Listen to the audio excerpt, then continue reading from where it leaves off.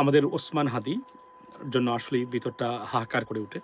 আমি আপনাদের কাছে একটা সত্য তথ্য দিই, সেটা হলো আমার খুব নিকটাত্মীয় এবং পরিবারের মানুষের জন্য আমার ভিতরে যতটা হাহাকার করতো, একটুও কম না ওসমান হাদির জন্য।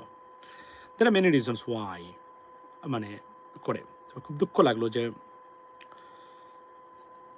বাংলাদেশের একটা ভয়েস ছিল মানে ওসমান হাদি।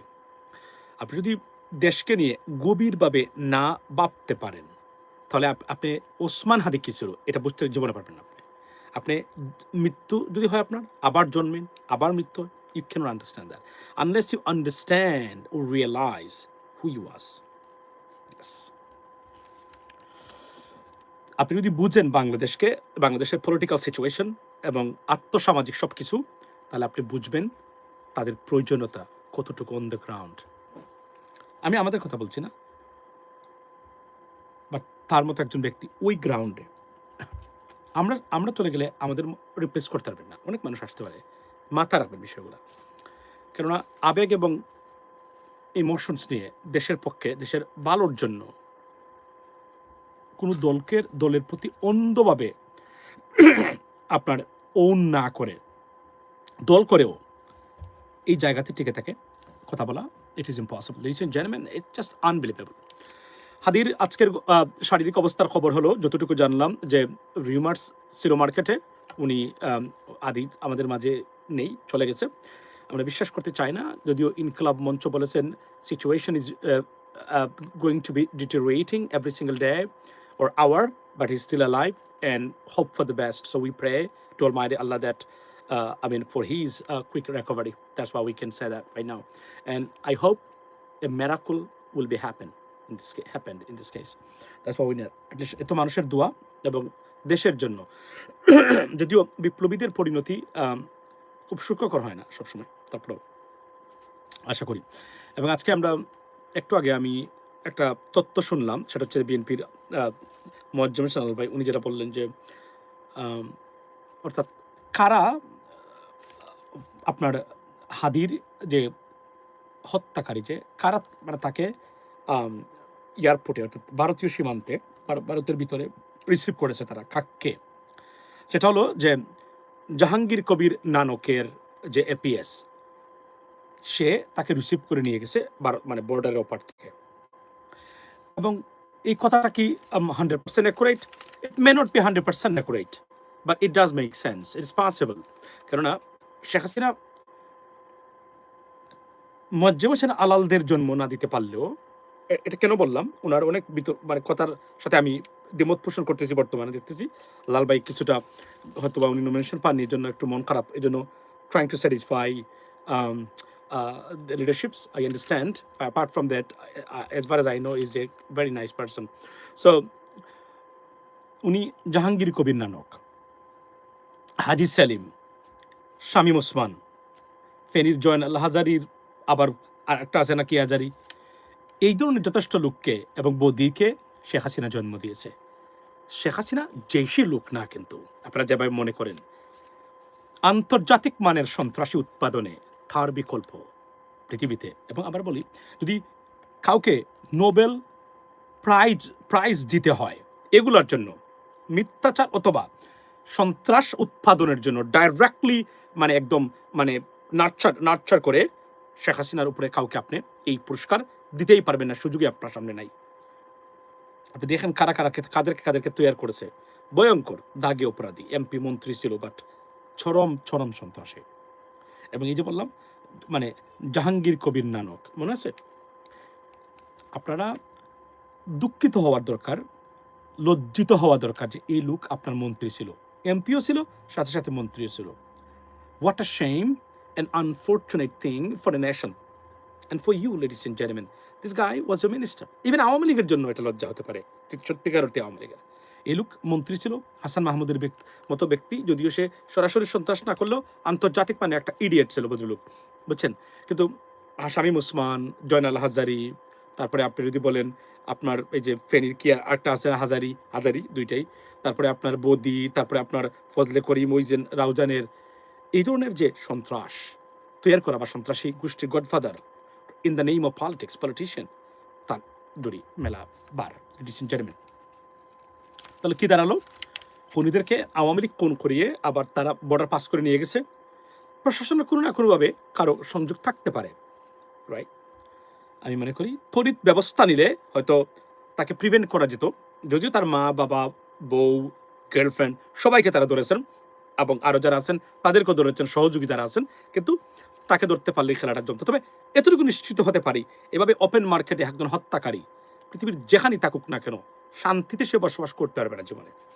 পৃথিবীর কোনো মধ্যপ্রাচ্যে যেতে পারবে না, ভারতেই তাকে থাকতে হবে সারা জীবন, অথবা এমন কোনো যে দেশ যে দেশে জীবনে পরিচয় দিতে পারবে না এবং নাম বলতে পারবে না সে কোথা থেকে আসছে এবং চেহারা দেখাতে পারবে না কোথায় সে বসবাস করে, একমাত্র ভারত ছাড়া। সরকার চাইলে ভারতও তার বিরুদ্ধে ব্যবস্থা নিতে পারে। সেটা হচ্ছে যদি ইন্টারন্যাশনাল আপনার যদি তার বিরুদ্ধে সাজা দেওয়া হয় এবং ইন্টারপোলে বলা হয় তাকে ফেরত আনার সম্ভব, যেহেতু বন্দি বিনিময় চুক্তি আছে, ভারতকে টাইট দিলে ভারত সেটা মানতে বাধ্য। ওয়াই? বিকজ মনে রাখবেন এই বন্দি বিনিময় চুক্তি কিন্তু যতটা না বাংলাদেশের দরকার ততটা ভারতের দরকার। সুতরাং এটা তারা ইগনোর করতে পারবেন না। তাদের from the security perspective, national security perspective, they can't ignore this law. They have to abide by the law because eventually they need this law every single day because they have 7 sisters and there are many bad people out there, so they need this law, by the way. তো এতটুকু বলি যে যদি সরকার ঠিক থাকে তাহলে possible এটাকে দর্থবের বিরুদ্ধে এনে এদেরকে আইনে আওতায়। It's possible 100%। মনে রাখবেন ভারত, আমি আজকে একটা জিনিস বলি, আমি আপনাদেরকে একটু আগে আমি অল ইন্ডিয়া নিউজ একটা দেখলাম। আমি আমার কাজ শেষ করে এখানে বসে বসে আমি হাতের কাজ শেষ করে আমি বসে বসে এটা দেখতেছিলাম যে আপনি কমেন্টস যদি দেখেন কি ধরনের ভাইল কমেন্টস এবং ভিনডিকটিভ অ্যাটিটিউডস এবং রীতিমতো টেরোরাইজিং পিপল বাই কমেন্টিং, ইন্ডিয়ানরা, ভারতীয়রা বাংলাদেশকে নিয়ে, আনবিলিভেবল। আমি আবারও বলছি, বাংলাদেশের position in regards to India খুবই রিঅ্যাসেস করা দরকার। We need to reassess our relationship, bilateral relationship, reposition ourselves, what kind of, I mean, in Southeast Asia, ladies and gentlemen, that's very important. এটা আমি নির্দ্বিধায় আপনাদেরকে বলতে পারি। তো সেকেন্ড থিং হলো যে যারা এই মতো যোগ দিলেন হাদির খুনিকে শেখ হাসিনার সন্ত্রাসী, গডফাদার, আন্তর্জাতিক মানের সন্ত্রাসী, যিনি আমেরিকান অ্যাম্বাসেডারের গাড়ি বহরে হামলার জন্য দায়ী সরাসরি, সেই নানক এর পিএস বর্ডারের ওই পারে এই খুনিকে আপনার রিসিভ করেছে, করে তার জায়গা মতো তাকে পৌঁছে দিয়েছে। Fair enough. ভবিষ্যতে যে সরকার আসবে যদি ঠিক থাকে তাহলে এরা কোনোদিনই বাঁচতে পারবে না, এদেরকে আইনে আওতায় আসতেই হবে, আর যত বা কাল। শেখ হাসিনাও তো আসবে না, কিন্তু এরা কখনোই নিজেদের কাছ থেকে পালিয়ে যেতে পারবে না। আমি থ্যাংক ইউ সো মাচ রাখেন। সো দেখেন কি ধরনের দুঃখজনক ঘটনা, আমাদের মানুষকে, একজন দিনে দুপুরে একজন ন্যাশনাল পলিটিশিয়ানকে, হিরোকে হত্যা করিয়ে হত্যাকারীকে জামাই আদরে নিয়ে দেয় তারা। This is dangerous. This is bad. You know what I mean? Bangladesh got to do something about it. বাংলাদেশের কিছু করা উচিত। মাসুম ভাই, আমি হাদি কি আর ফিরে আসবে? আমি দোয়া করি সে ফিরে আসবে, but I feel very heart broken for this gentleman. Trust me. You know what I mean? You don't have to do politics. You don't have to support his political views like our party. But if you think about your national interest and your interest of your future generations, ladies and gentlemen, this guy was an asset. Absolute asset. Not even a 0.001% politicians we have in Bangladesh like Hadi. Trust me, guys. Trust me. তবে হাদির রক্ত, আদি বলে গেছে আমাকে যদি মেরে ফেলা হয় আমার বিচারটা আপনারা করবেন। আমি আর কিছু চাই না। আমি চাচ্ছি না সিকিউরিটি, আমার বিচারটা যেন হয়। তারা যারা তাকে এই কারণে যারা এই সুযোগ করে দিয়েছেন, মানসিকভাবে, আপনার ফিজিক্যালি, সব যারা আছে, ডাইরেক্টলি ইনডাইরেক্টলি যারা জড়িত আছে, সবাইকে যেন আইনের আওতায় আনা হয়। এটা আমার বক্তব্য এবং অনুরোধ থাকবে সরকারের কাছে। শুধু অনুরোধ না, we will be watching government, any government that comes in future, we will definitely watch you. We'll be watching you. Trust me. You cannot ignore or go away with this justice. Justice has to be served. This or that, because it's a matter of existing. Bangladesh is a matter of existence. Trust me. It is a matter of our existence, ladies and gentlemen. So you cannot ignore that. So Awami League প্রমাণ হয়েছে। তবে একটা সুখের কথা বলি আছে, সেটা হচ্ছে যে ইউএস গভর্নমেন্ট আজকে তারা খুব ব্যাপকভাবে ইনফর্ম হয়েছেন হাদির মৃত্যু। এটা গভর্নমেন্ট করে নাই, ধরেন আমাদেরকে এত সরে হয়েছে। গভর্নমেন্টকে ব্রিফ করা হয়েছে এই ঘটনাগুলো, তারা যে কিলার্স, তারা যে বিভিন্নভাবে টার্গেট করতেছে, তারা এই জন্য আমেরিকান সিটিজেন যারা আছেন তাদের বিষয় প্লাস অন্যান্য বিষয় এগুলো ব্রিফ করা হয়েছে এবং it is under it is being watched by the US government. So here's the stuff গেল একটা।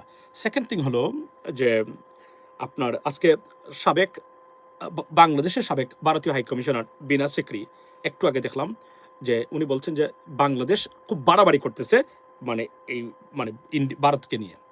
প্রশ্ন হলো বাংলাদেশ মানে বাড়াবাড়ি করেছে কোন জায়গায়? আমরা বাংলাদেশ এবং আজকে একটা একটা পররাষ্ট্র উপদেষ্টার খুব ভালো একটা বক্তব্য দিয়েছেন, আমার খুব ভালো লেগেছে। সেটা হচ্ছে উনি বলেছেন যে 15 বছরে ভারত নির্বাচন মানে অবাধ নিরপেক্ষ নির্বাচনের প্রয়োজনীয়তা অনুভব করেনি, এখন তারা করতেছে। সুন্দর একটা বক্তব্য দিয়েছেন এবং একটা অসাধারণ একটা কথাবার্তা বলেছেন উনি যে 15 বছরে 12 নির্বাচনের প্রয়োজনীয়তা লাগেনি ভারতের, এখন এখন লাগতেছে এটা। আর উনি বলেছেন যে আমরা চাই না ভারত আমাদের ন্যাশনাল পলিটিক্স নিয়ে এবং নির্বাচন নিয়ে কোনো ধরনের মাথা গামাক, এটা আমাদের নির্বাচন, আমরা করবো আমাদের মতো করে, মানে মানে মানে এই মানে বাইরে থেকে উইশ করতে পারেন, এর বাহিরে আর আপনাদের কোনো সহযোগিতা আমাদের প্রয়োজন নেই। গ্রেট স্টাফ, ভদ্রভাবে হোক, আরও অ্যাগ্রেসিভ হলে ভালো হতো, বাট ভদ্রভাবে হলো বক্তব্যটা দিয়েছেন ভদ্রলোক, এটাই অনেক জিনিস অন্তত আমি মনে করি। By the way let me go back to the বিনা সেক্রিস পয়েন্ট। তো ভদ্র মহিলা উনি খুবই মানে টাফ একজন মানে হিন্দু উনি, ওই যে বিনা সিকরি। এরা এদেরকে এই ধরনের মানুষ দেখেই আপনি দেখেন এবং বাংলাদেশে হাই কমিশনার হিসেবে পাঠায় ভারত, মনে রাখবেন। এজন্যই এরা এবং সবাই ঘুরে ফিরে একটা তাদের বিশেষ একটা গোয়েন্দা সংস্থার সাথে ট্রেনিং প্রাপ্ত, যেন সব ধরনের অপকর্ম তারা বাংলাদেশে পরিচালনা বা ক্যারি আউট করতে পারে, লেডিস এন্ড জেন্টলম্যান। সো এই মহিলা বাংলাদেশে হাই কমিশনার ছিল এবং এই মহিলাকে উলঙ্গ করে আওয়ামী লীগ সরকার বাংলাদেশকে দিয়ে দিয়েছিল তখনকার সময়ে। এই মহিলা কি পরিমাণ ভিনডিক্টিভ বাংলাদেশ বিষয়ে, তার বক্তব্য যদি শুনেন আপনি, তার যে কয়েকটা টক শোতে আমি দেখেছি তার বক্তব্যগুলা, কোনো ক্ষেত্রে কোনো ভদ্রতার বালাই নাই, কোনো ধরনের মানে মানবতা কোনো কিছুই নাই, একঘেয়েমি, এক ধরনের ওয়ান সাইডের ইন্ডিয়ান নেগেটিভ উনি প্রচার করে এবং বাংলাদেশকে দোষারোপ করে। এই ব্যক্তি কিন্তু বাংলাদেশে ভারতীয় হাই কমিশনার ছিল। কি ধরনের বিপজ্জনক মানুষকে ভারত হাই কমিশনার হিসেবে পাঠায়, আপনি কল্পনা করতে পারবেন না। এদেরকে বিশেষভাবে ট্রেনিং প্রাপ্ত বাংলাদেশের জন্য, বাংলাদেশের ডিস্টেবিলাইজ করার জন্য। তো আমার বক্তব্যটা এই জায়গাতে আজকে যে আপনি আমার পথে কাটা মানে বিছিয়ে রাখলেন, আপনি কিভাবে মনে করেন আমি আপনাকে ফুল দেব? কেন মনে করেন আপনি? এই প্রশ্নটা তো আমি করতেই চাই। মানে আপনি যদি আপনি যে যা করেছেন তার বাহিরে আপনি কেমন আশা করেন কেন? বাংলাদেশকে ওই জায়গায় আছে? বাংলাদেশকে আপনি ভুলে যাবেন না 4 crore Gen Z voters, eligible voters, they are watching every single thing. যতই আপনি হাতে গোনা কয়েকটাকে দেখেন না কেন, মনে রাখবেন নতুন প্রজন্মের যারা জেন জি, এরা কেউ আওয়ামী লীগও করে না, এরা কেউ ভারতপন্থীও না, চাইলেও আপনি পারবেন না যদি চেষ্টা করেন না কেন। কিছু আছে নাইভ, এরা বুঝে না কোনো কিছু, এজন্য এরা হয়তো এটা গান শুনে সংস্কৃতিতে একটু আবদ্ধ। এর বাহিরে যারা সত্যিকার অর্থে ওই ফ্যামিলিগুলো থেকে উঠে বড় হয়েছে, সবাই কিন্তু ওই জায়গাতে তারা সবাই কমন গ্রাউন্ড আছে আমাদের সবার এবং তার ঐক্যবদ্ধ। এটা হচ্ছে সবচেয়ে বটম লাইন এবং চিরাচরিত bitter truth, ladies and gentleman. So আমার প্রশ্ন হলো এই জায়গাতে যে ধরেন আজকে হাসনাত বলেছে যে খুবই টাফ একটা কথা বলেছে যে ভারতীয় হাই কমিশনকে উষ্টাবাড়ি বের করে দাও। আমি এটা বলি না কখনো, বা এই জন্য বলা উচিত না। Definitely it's a diplomatic, not a diplomatic language, but আমি মনে করি যে Indian High Commission should be restrained themselves in terms of interfering in Bangladesh. I mean, honestly speaking, we are watching every single day. আমরা দেখতেছি আপনাদের কারণে বাংলাদেশের গণতন্ত্র, আইনের শাসন সুস্পষ্টভাবে এবং একদম clearly, adequately and clear and loudly আমরা বিপন্ন। আপনারা করতে পারবেন, তবে সফল হতে পারবেন না। কেননা মনে রাখবেন 4 কোটি অ্যাক্টিভ জেনজি বর্তমানে আছে, এর মধ্যে যদি 5% মাঠে নামে যে কোন সময়ে, কল্পনা করেন কতটা হতো, 10% নামে কত কত মানে লক্ষ মানে বা আপনার এই মানুষ হতে পারে মানে মানে রাস্তাতে। সুতরাং ইট ইজ নট পসিবল। এবং যদিও এখনও প্রশাসন আছে, টাকা পয়সা আছে, ভারতীয় মেকানিজম আছে, এবং আপনারা মনে করেন নিজেদেরকে super power, you are not super power, you are not being recognised as a super power by no one, not even by Bhutan. আপনারা মনে করতে পারেন, বাট কেউ মনে করেন আপনারা সুপার পাওয়ার আপনাদের। এবং আপনি যদি ভারতীয় কিছু সাংবাদিকদের আলোচনা দেখেন, ভারত কী ধরনের প্রয়োজন মানে সমস্যা নিয়ে বর্তমানে ভুগতেছে, এটা আনবিলিভেবল। আমি এখানে সবচেয়ে আবারও ধন্যবাদ দেই আমাদের ইন্টারিম গভর্নমেন্টকে। তারা বাংলাদেশের সামরিক খাতে যে ধরনের ইনভেস্টমেন্ট তারা করেছেন, buying Eurofighter two J-10C1, right, এরপরে পাকিস্তানের সাথে, তুরস্কের সাথে, আনবিলিভেবল, সুন্দর, অসাধারণ কিছু কাজ করে গেছে এই সরকার। এবং 16ই ডিসেম্বরে বিজয় দিবসে আমরা যে ধরনের ডিসপ্লে আমরা ডিসিপ্লিন ডিসপ্লে দেখেছি, সেটা অসাধারণ। আমরা চাই এগুলা কন্টিনিউ থাকুক, ladies and gentleman. Now let me go back to আচ্ছা 4 কোটি জঙ্গি। আচ্ছা, আম আপনি কি জানেন কিনা যে আ এই মুহূর্তে যদি পৃথিবীতে সবচেয়ে বেশি জঙ্গি উৎপাদন হয় যে দেশে, তার নাম হচ্ছে ভারত। আপনি খেয়াল করবেন, অস্ট্রেলিয়াতে যে সন্ত্রাসী হামলা করেছে, এই জঙ্গিটার বাড়িও কিন্তু আপনার এই মানে ভারত, এবং তার পরিচয় সে মুসলমান কিনা এখন তো বোঝা যাচ্ছে না। এও কিন্তু ভারতীয়, এবং ভারতের যে পরিমাণ মানে আরএসএস বা উগ্রবাদী জঙ্গি তৈরি হচ্ছে, এটা আমার বক্তব্য নয়, সারা আমেরিকান বক্তব্য। ইউএস গভর্নমেন্ট টেলিং দ্যাট তারা they are the threat of national security আর peace and prosperity of that entire region, honestly speaking. এবং এই পৃথিবীতে সবচেয়ে ফান্ডামেন্টালিস্ট গভর্নমেন্ট হিসাবে, not according to me, by the US government মনে করা হচ্ছে এখন এই মুহূর্তে ভারতকে। এটা বাইডেন অ্যাডমিনিস্ট্রেশন তারা করে গেছিল। সুতরাং you can say whatever you can say, but মনে রাখবেন, for your survival you need to strain. And Bharat মানুষের রাজনীতি করতে হবে সত্যিকার অর্থে। দেশের ভিতরে যে অবস্থা চলছে বর্তমানে, অর্থনৈতিক অবস্থা থেকে শুরু করে প্রতিটা ক্ষেত্রে ভারত রীতিমতো ভয়ঙ্কর অবস্থা পতিত হয়েছে। আর বাংলাদেশ ওই জায়গায় নাই। মানে বাংলাদেশের এই যে একটু আগে আমি আপনাকে বললাম যে আমি একটু আগে একটা জিনিস আমি শেয়ার করে এসেছি, যারা বাংলাদেশে বসে মানে এই দালালিটা করেন আপনাদের উদ্দেশ্যে, সেটা হলো আপনি দেখেন, মানে অধ্যাপক মুনীর চৌধুরী, শহীদ মুনীর চৌধুরী মনে আছে? মুনীর চৌধুরীর সন্তান বলছেন উনার বাবাকে 14ই ডিসেম্বর শহীদ বুদ্ধি মানে জীবী হত্যা দিবসে উনার বাবাকে মানে পাকিস্তানিরা ধরে নেয় নাই, বিহারিরও ধরে নেয় নাই। তাহলে কারা নিল? ইদার বাংলাদেশিরা নিছে, আর না হলে ভারতীয়রা নিছে। এবং যতজন মুক্তিযোদ্ধার সাথে কথা বলেছি টপ টু বটম, সবাই বলছেন শহীদ মানে 14ই ডিসেম্বর বুদ্ধিজীবী হত্যাকাণ্ডে একটা মানে পাকিস্তানের কেউ জড়িত না, সব করেছে ভারত। কেন করেছে? ওই যে এই কারণে করেছে, তাদের লেখা সংবিধান আমাদের দেশে মানে প্রতিষ্ঠিত করতে হবে। মনির চৌধুরী থাকলে হয়তো এটা তারা মানে আপনার রিজেক্ট করতেন। আমাদের এবং জাতিসংগীত আমাদের মানে এটা প্রতিষ্ঠা করা, কারণ এখানে ভালো মানুষ যারা আছে, থিঙ্ক ট্যাঙ্ক যারা আছে সত্যিকার অর্থে, তারা এটা নিবে না। মোটামুটি এই কাজগুলো তারা করেছে। এবং আজকে আপনি দেখেছেন, আমি আশ্চর্য হয়েছি, মানে ভারতের প্রথম কলকাতা তারা রিপোর্ট করেছে জেনারেল নিয়াজির যে মার্সিডিজ বেঞ্জ গাড়ি যেটা ওনার ছিল ঐতিহাসিক, সেই গাড়িটা এখন কলকাতাতে। আপনাদেরকে আমি প্রশ্ন করি, আপনারা যারা বাংলাদেশি আছেন, বলেন তো এই গাড়িটা কোন যুক্তিতে কলকাতাতে যায়? এটা বাংলাদেশের সাথে যুদ্ধ হয়েছিল না? এটা গাড়িটা তো বাংলাদেশে ছিল, তাহলে এটা কিভাবে ভারতে গেল? এটা দেখেছি, আমি কিন্তু শেয়ার করেছি, আমরা মাসুমি go and check this still there, right? তা আপনি আমাকে বলেন, তাহলে এটা ভারতে কিভাবে গেল? কিভাবে ভারতে যেতে পারে? আপনি যদি না নেন, আপনি কি বলে গেছিলেন? এবং আমি ধন্যবাদ দিই আমাদের একজন মুক্তিযোদ্ধা কলকাতাতে, যিনি আপনার ছবি দেখে বলছিলেন যে আপনি আমাকে দেখান তো এই জায়গাতে মানে কোথায় আছে আপনার কি এই যে মানে বাংলাদেশের একজন সৈনিক বা বাংলাদেশের যে সেক্টর কমান্ডার বা আতালগুলি উসমানী যিনি সর্বাধিনায়ক ছিলেন, উনার মতো ব্যক্তি কেউ কি আছে কিনা দেখান আপনি আমাদেরকে। আপনি মানে এই এখানে কেন তারা থাকলো না? এই প্রশ্নটার উত্তর যদি ভারতকে আপনারা করেন, যে 1971 সালের এই যে দিনে, যেদিন তারা আত্মসমর্পণ করে, আত্মসমর্পণের ওই অনুষ্ঠানে একজন বাংলাদেশের মুক্তিযোদ্ধা বা বাংলাদেশের মানে দায়িত্বশীল কেউ ছিল না। কেন উসমানীকে কোনোদিনই দেখেন, আপনি যে বলবেন, লেডিস এন্ড জেন্টলম্যান, কিছু গুরুত্বপূর্ণ কথা বলি, যদি বাংলাদেশকে ভালোবাসেন, কথাগুলো মনোযোগ দিয়ে শুনবেন। You don't have to agree with me all মানে I mean on every occasion, honestly speaking, but you should think about that when we say something, not me, many people. For example, আপনি আমাকে বলেন তো যে general Ataul গুল উসমানীকে শেখ হাসিনা কোনোদিন সম্মানিত করে নাই। দেয়ার are many reasons.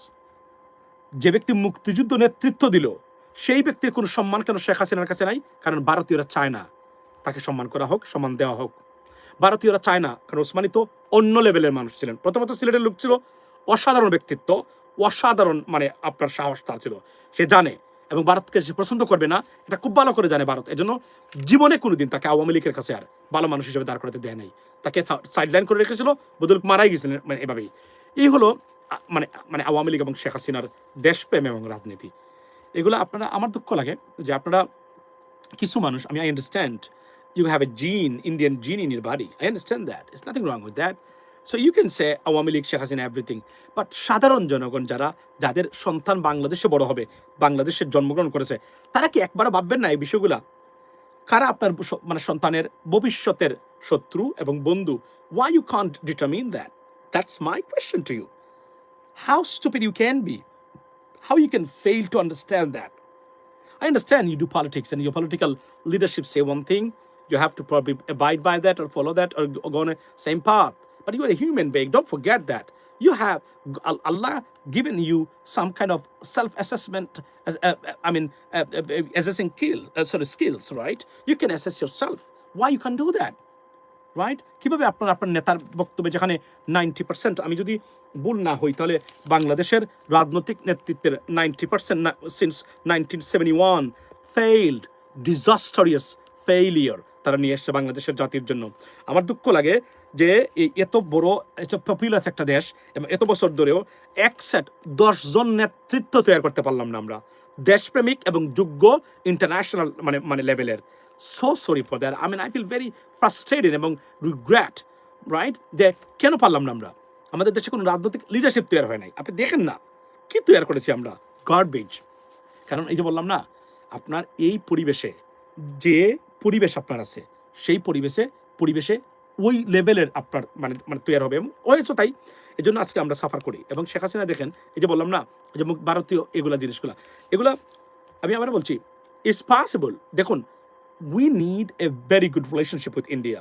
I strongly believe support their territorial integrity, no doubt about that. They should be better off with their, lands and population. But please leave us alone.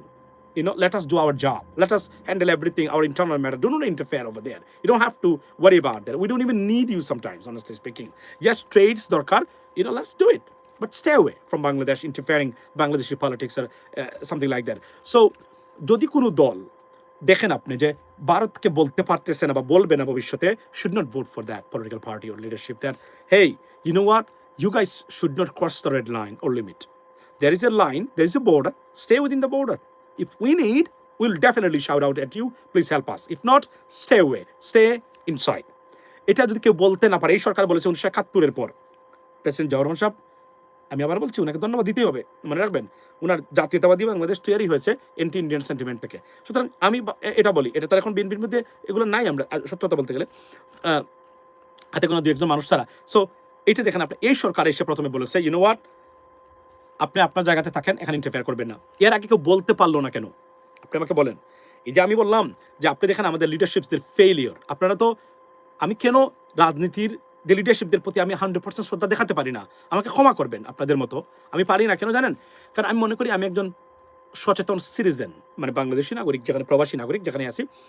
Y? Because আপনি দেখেন 1954 বছর হলো আজকে, এখন পর্যন্ত India বলে এটা তাদের বিজয় দিবস, অথচ এটা বাংলাদেশের বিজয় দিবস। পৃথিবীতে এর চেয়ে বড় জোচ্চুরি, ইত্রামি, ফাত্রামি এবং এবং এবং এবং এবং এবং মানে যদি বলি যে আমি তত্ত্ব সন্ত্রাস হতেই পারে না। একটা সরকার প্রতিবাদ করে বলতে পারলো না, you know what, you can't do that. If you do that, we not your friend. That's the bottom line. তারা করতেছে এবং আওয়ামী লীগের এরা দেখেন এটাকে আবার বুঝাচ্ছে, ও মূর্খ জাতি, এটা বুঝে না ওনার বাদ কি বলতেছে। দুর্ভাগ্য, এই আওয়ামী লীগের মানুষ, আওয়ামী লীগ আপনাদের সরকার পরিচালনা করেছে এবং এরা আপনাদের এই শেখ হাসিনা 17টা বছর এই গোষ্ঠীটাকে নেতৃত্ব, এই সরকারের দায়িত্ব ছিল। কি ভয়ঙ্কর কথাবার্তা, এগুলাকে সাপোর্ট করে একটাবার বলতে পারলো না। ভবিষ্যতে যারা সরকার আসবে, আমি বলি ম্যানিফেস্টোতে এরা দিতে হবে। এই যে এখন আসছে, আমি এটা তুলবো, আপনিও তুলবেন, যে ভারত যখন এই কথাগুলো বলে, আপনি সরকারে গেলে এটা ভারতের প্রতিবাদ করবেন কিভাবে, লিখে রাখেন আজকে। স্প্রেড দিস ওয়ার্ড, প্রচার করে দিবেন এটা, রাইট? প্রচার করে দিবেন এটা, যে আপনি ম্যানিফেস্টোতে থাকতে হবে। মনে রাখবেন, if we can not handle India precisely, or যদি আমি বলি systematically or diplomatically, whatever, we'll be in big trouble. Because these guys, these are the real troublemaker for us.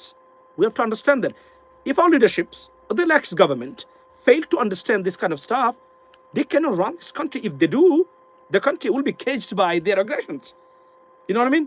So be careful, ladies and gentlemen. Manifestoতে যেন দেয় তারা, BNP এবং জামাত সুস্পষ্টভাবে বলতে চাই, স্প্রেড দিস ওয়ার্ড, প্রচার করবেন যে ম্যানিফেস্টোতে বলতে হবে এটার প্রতিবাদ আপনি কিভাবে করবেন, এখনই বলতে হবে। এটা আমি তুলবো, আপনারাও তুলবেন। আজকে আমি বললাম আপনাদেরকে যে যে এটা তাদের বিজয় দিবস, নো, এটাকে হেলাফ, এটা বিজয় দিবস মানে কি? আজকে বলছে তাদের বিজয় দিবস, কালকে বলবে এই বাংলাদেশ আমার। That's what it is indirectly. এটা যদি আপনি প্রতিবাদ করতে না পারেন, আপনি রাষ্ট্র ক্ষমতা যাওয়ার অধিকার রাখেন না। That is a bottom line. আমি জানি না মূর্খ অনেক অসচেতন বাংলাদেশের মানুষ কি করবে না করবে। I am telling you today, they do not deserve to be your government or leaderships. That's the bottom line, right? Is stuff because এটার বাইরে আজকে আপনি দেখেন না দিনে দুপুরে এটাই আমি প্রশ্ন করতেছি যে 1971 শুনে দুটো প্রশ্ন এই যে আত্মসমর্পণ অনুষ্ঠান কেন একজন বাংলাদেশি নাই এই প্রশ্নটা আপনারা করবেন। সেকেন্ড থিং হলো আপনি এইটা করবেন যে এই যে তারা বলে এটা চাঁদের বিজয় দিবস, কিভাবে এটা চাঁদের বিজয় দিবস হয়? বাংলাদেশের সরকার আপনি গেলে আপনি এটা প্রতিবাদ করবেন কিনা, যদি বলে এটা এটা আমি করবো না, মুনাফিকি, এখানে মুনাফিকি ধরবেন, এখানেই মানে বুঝে নেবেন ভবিষ্যৎ আপনার জন্য নয় এই সরকারের অধীনে। আমি আবার বলছি ভারতের সাথে definitely we need a better relationship, কিন্তু মনে রাখবেন Bharat is not the Bangladesh is not মানে any more depending on India. Why? We proved, this government proved adequately, precisely, that what? The daily commodities, right, that we use or you swallow or we feed ourselves by their products, you know what I mean? We proved that we can move on without Indian products, these products. They proved it, this government. Thanks to this government, Dr. Inu's government, there are many failures, but these are the success stories that we have to recognize and adopt and own these, ladies and gentlemen. So think about that. তারা প্রমাণ করেছেন এই সরকার যে ভারতীয় product ছাড়া বাংলাদেশ চলতে পারে, বরং ভারত বাংলাদেশের প্রোডাক্ট বিক্রি করা ছাড়া চলতে পারবে না। এটা এটা আনডাউটেবলি মানে আপনার প্রমাণিত হয়েছে, এই সরকার সেটা প্রমাণ করেছেন, ladies and gentlemen. So we have to do, মানে give them the thank, right? আচ্ছা, সো এটা হচ্ছে সবচেয়ে ইম্পর্টেন্ট জিনিস এখন আমাদের দেশে হলো যে আমরা আগামীতে ভারতের প্রতি কীভাবে মনে রাখবেন, Bangladesh is not a poor country anymore. যদি অর্থের অপচয়, দুর্নীতি আর লুটপাট বন্ধ হয়, বাংলাদেশ 5 বছরের ভিতরে মালয়েশিয়ার সমকক্ষতা অর্জন করতে সক্ষম। আমি তো আবার বলছি, এখনও যদি যুদ্ধ হয় আর সমান সমান অস্ত্র বাংলাদেশের আর্মি পায় আর মালয়েশিয়ান আর্মি পায়, দুই দেশের যুদ্ধ হয়, it's not gonna happen, never. মানে আমি গিভিং এন এক্সাম্পল, বাংলাদেশের আর্মি এই যুদ্ধে জিততে পারে যদি সমান ইকুইপমেন্টস বা ক্যাপাবিলিটিস বা আমাদের যে ইকুইপমেন্টস থাকে, that's the bottom line, ladies and gentleman. So আমি এটাই বলছি যে আপনারা দেখেন, গতকালকে বলেছিলাম আমার লাইভে, ব্রিটেনের রিজার্ভ কত, $174 বিলিয়ন। বাংলাদেশ থেকে পাচার হয়েছে 10 বছরে কত, $235 billion. This is an official figures, ladies and gentleman, official figure. That's not even like, আমরা বলি না যে কি বলে এটাকে, ওই যে আপনার মিসসেলেন্সিয়াস, লাইক সামগ্রিকভাবে মানে ধরে নেন একটা অ্যামাউন্ট, ওই অ্যামাউন্ট বাদ দিলাম। আপনি কল্পনা করেন হুন্ডি দুর্নীতির মাধ্যমে আর কত টাকা পাচার হয়েছে। If you take into account, যেহেতু একটা করাপ্টেড এবং দুর্বৃত্তায়িত fascist government was in the power during the 17 years, think about it, $235 billion official figures, that figures come from the Awami League government too. So এটা যদি সত্য হয়, $253 বিলিয়ন, মানে $54 বিলিয়ন পাচার হয়েছে বা লন্ডার্ড হয়েছে, থিঙ্ক অ্যাবাউট দ্যাট। আমি যদি এটার মানে ডেফিনেটলি আমি 3 ভাগের 1 ভাগও ধরি আমি, তাহলে আমি যদি 250 হলে আমি ধরে নিই আরও 75, অর্থাৎ প্রায় $350 বিলিয়ন মিনিমাম পাচার করেছে। 350, if I take into consideration that amount, ladies and gentlemen, so we are number 4 in terms of আপনার রিজার্ভস, মানে বাংলাদেশের মানে অবস্থান দাঁড়াতে পারে।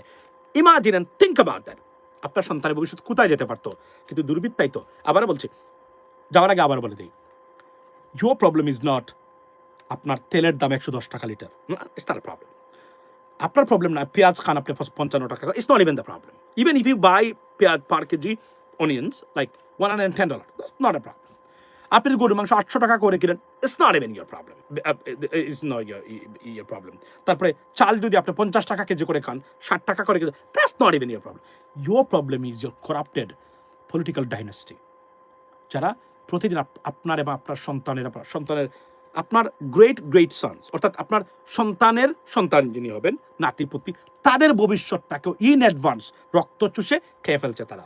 যদি এখান থেকে বেরোতে পারেন, আপনাদের ভবিষ্যৎ আকাশে উঠবে। আমি আবার বছর ধরে বলে আসছি, আবারও এটা দায়িত্বহীন ভাষায় বলতে চাই, এই সরকার দেখিয়েছে না, আপনি জানেন প্রতিদিন এই সরকার প্রায় 3000 কোটি টাকা করে দেখলাম সেদিন লোন মারতেছে, অর্থাৎ মানে ব্যালেন্স অফ মানে বুকস যেটা করেই ফেলছে অলমোস্ট এই সরকার। ইমাজিন দ্যাট, যেখানে ডাইরেক্টলি একটা interim government, is nothing happen. Interim গভর্নমেন্টকে কেউ স্টেবল গভর্নমেন্ট মনে করে না পৃথিবীতে কেউ। এটা কেন আমি আপনাকে বলি, আমেরিকান অ্যাম্বাসাডার যিনি বাংলাদেশে আছেন, উনি কিন্তু অ্যাম্বাসাডার না, চার্জ দ্য অ্যাফেয়ার্স। ওয়াই তারা মানে কোনো পার্মানেন্ট অ্যাম্বাসাডার দেয় নাই? নিয়ম হলো যতদিন পর্যন্ত কোনো স্থায়ী গভর্নমেন্ট স্থায়ী হবে না, মানে নির্দ্বিধায় যে এটা গভর্নমেন্ট 10 বছর জন্য 5 বছর আসছে, এর আগ পর্যন্ত তারা কোনো স্থায়ী অ্যাম্বাসাডার দিবে না, এটা নিয়ম। তো এখান থেকে আপনি বুঝতে পারেন অস্থায়ী সরকারকে কীভাবে দেখে একটা দেশ। তারপরেও যে ধরনের, শুধু ডক্টর মোহাম্মদ ইউনূসের কারণে যে ধরনের রেজাল্ট এবং সাকসেস এই সরকার করেছে, আনবিলিভেবল। সামরিক খাতে হোক, অন্যান্য খাতে হোক, আজকে আমাদের এই অবস্থা দাঁড়িয়েছে। যদি রাজনৈতিক সদিচ্ছা থাকতো এবং আমরা ঐক্য থাকতে পারতাম, সব রাজনৈতিক দল ৭১ নিয়ে মারামারি না করে, ভারতের ট্যাবলেট খেয়ে মারামারি, একে অপরের মারামারি না করে, we could be better off, ladies and gentlemen. That's what it is. From me right now, I could go to bed. I could wake up early in the morning as well. So ভালো থাকবেন, এতটুকু মানে বক্তব্য।